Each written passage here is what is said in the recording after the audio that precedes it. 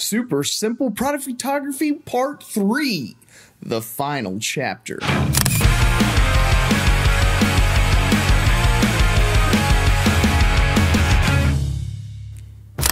Hey there folks, welcome back to the Photo Video Show where we explore all things photography.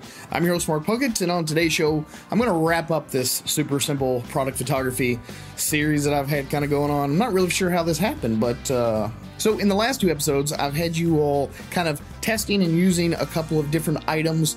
On this episode, I am going to try to become the super simple guru, if that's even possible. I don't even know what the hell I just said, really. But on this episode, I am basically going to make it just dead simple. For those of you that don't want to buy anything, for those of you that don't maybe have the money to buy anything, anyone should be able to do these types of shots. If you guys are ready, let's jump right in. So the first thing we're going to need is a subject, and mine happens to be this old GE light meter.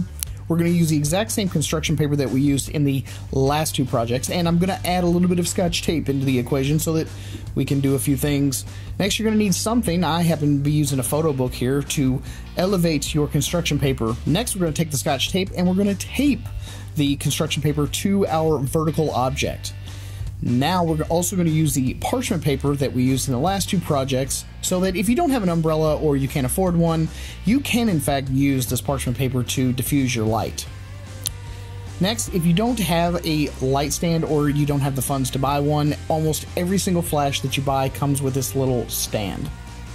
Next, we're going to take the scotch tape and we're going to tape the parchment paper to the back of the flash head so that we can wrap that parchment paper around our flash and get ourselves a nice diffusion of light. So I used nothing more than a shoebox to kind of elevate the flash up above my subject. When you do any kind of flash where it's just directly toward your subject, everything just looks flat. There's no dimension. You're going to set up your subject just like we did in all the other ones. You're going to put it on your construction paper running toward the seamless white. And I'm going to use the cheapest lens that I have in my arsenal. I'm going to be using the Sony kit lens. Now these are the settings that I used on my camera: 1/50th of a second, f5.6, ISO 160, and I did an auto white balance just so that most people didn't have to worry about trying to get a custom white balance if you don't happen to know how to do that. And as far as the settings on my flash, I use the exact same ones, 1/8 of a second at 24 millimeters. Easy as pie. And here are some of my results.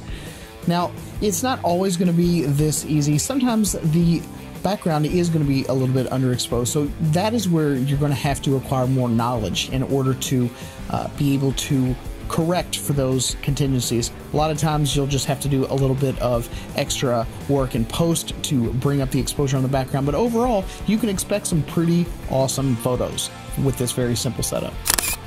Before I let you go, I'm going to take this just one step further. I'm going to get rid of the flash altogether. Let's just push that aside. We don't want you in this one. All we're going to do is we're going to use the subject that we started off with and a window. The window is going to be our source of light for this next part. And again, on this part, I'm only going to be using the kit lens. And here are my shots. So as you can see, it really doesn't take a lot of equipment. Honestly, if you know what you're doing, if you know how to manipulate the settings on your camera, and you gain a deeper understanding of how light works and how you can use it to your advantage, you're going to have absolutely no problem doing any kind of photography, product or otherwise. So there you have it, there you go folks. Hope you guys enjoyed this video, and if you did, thumbs up.